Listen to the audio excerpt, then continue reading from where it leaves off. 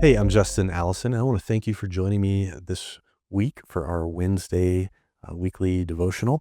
And today we're going to be looking in Proverbs chapter 11, starting in verse 24, going through verse 26. So, in these three verses, we're going to look at this one small idea, and we're going to kind of sort through that for several minutes here.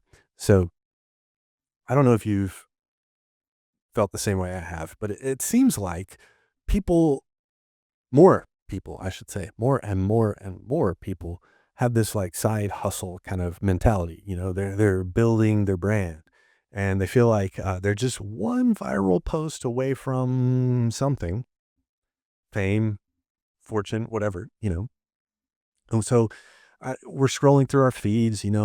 Um, we see highlights, success stories, these people who seem to have made it, and these people, it's easy to think they've cracked the code, or they've figured out the scheme.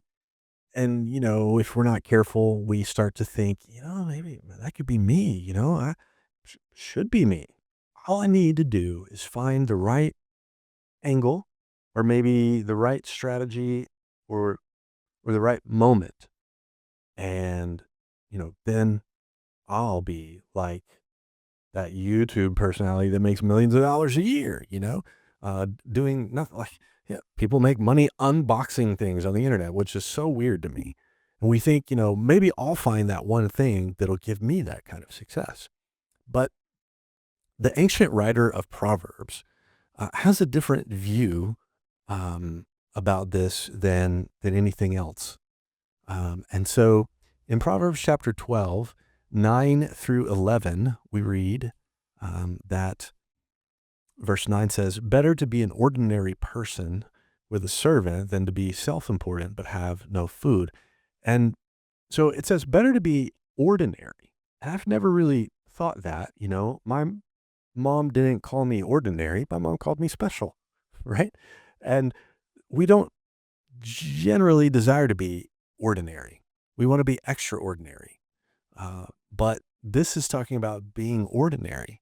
It's better to be ordinary with a servant, which I think in the 21st century means something different than it probably did in the ancient Near East. There it meant, you had something real, something with substance. You had a life that had responsibility and that was able to get things done and take care of actual tasks. And so the writer of Proverbs is telling us it's better to be an ordinary person who actually takes care of responsibilities and gets things done than to be a self-important person with no food. So it's better to do the ordinary thing than to be the aspiring social media star with nothing, right?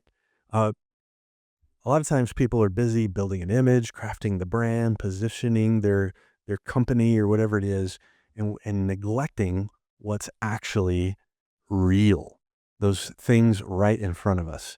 And I think that's what the writer of Proverbs is getting at in verse 10. This short little two-line proverb: the godly care for their animals, but the wicked are always cruel. And at first glance, we notice, these two lines are in contrast. And so, maybe we kind of say, oh, yeah, I get that. But how does this work together with what we just read? It's about animals. And it seems kind of random. What do these animals have to do with anything? But there's this one thing that you have an animal. I have a dog, and you can't get around. These animals, they're always in front of you and have needs, and they want things, right? Um, whatever's in your care requires attention, work, and faithfulness. And godly people care for what's in front of them. They meet those needs. They handle what's been entrusted to them, even when it's ordinary and unimpressive and nobody's watching. The wicked are cruel. And maybe it doesn't mean, that they're being mean or abusive or something like that. They're cruel in the way that they neglect things. It's possible animal cruelty right? Can be not taking care of your animal. Well, that's cruel.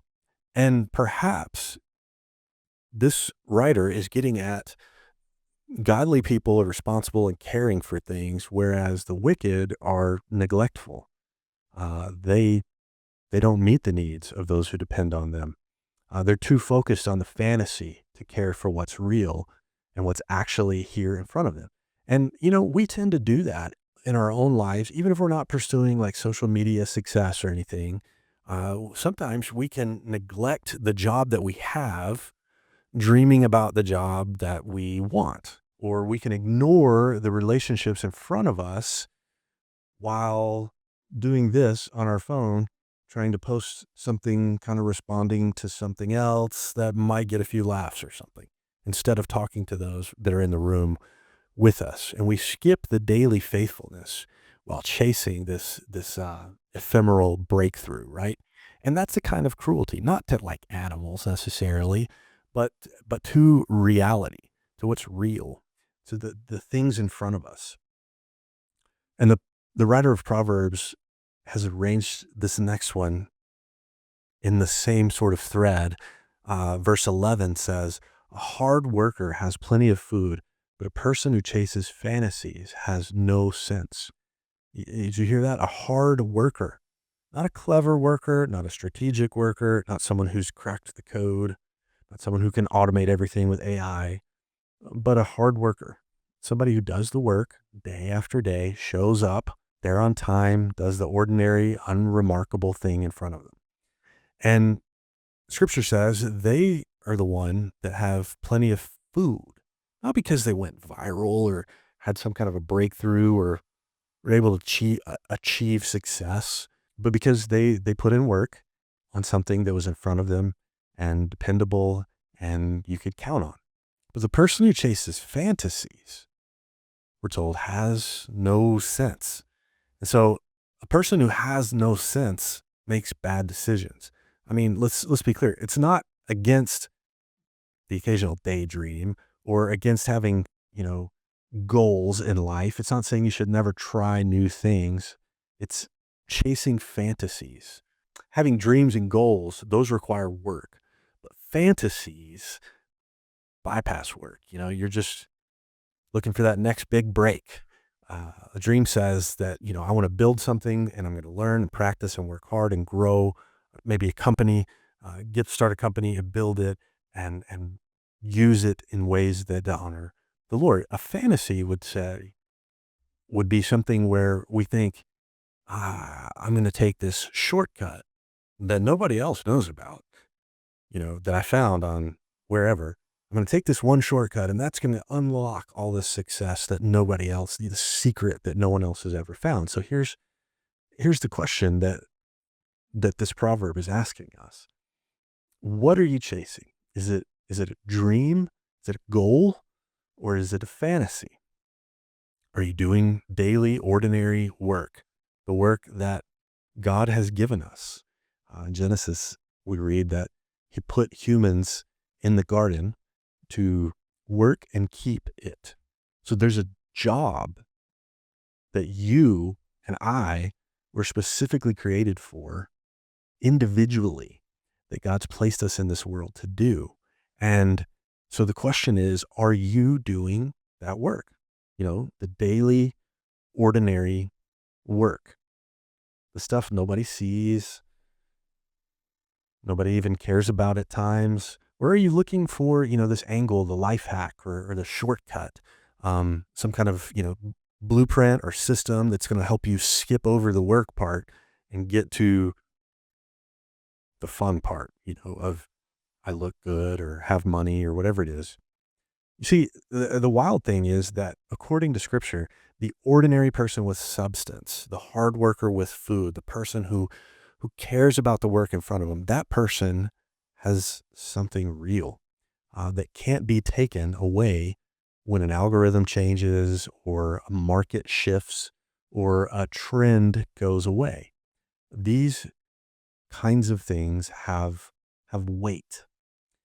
And the writer of Proverbs is always encouraging us as human beings to chase after, usually in a slow way, more like walk after these things that have weight and substance and reality. But the self-important person who's chasing fantasies, they had this image, this projection. The same scripture tells us that there's really nothing there. And so we can reread verse 9, which says, better to be an ordinary person with a servant than to be self-important but have no food.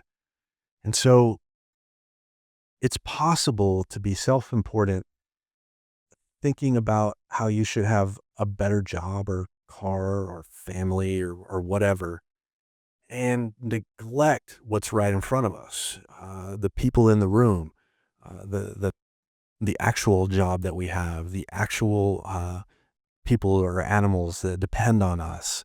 And so our job is to be caring for them and not neglecting them. And the text says that a person who does neglect them, they have no sense.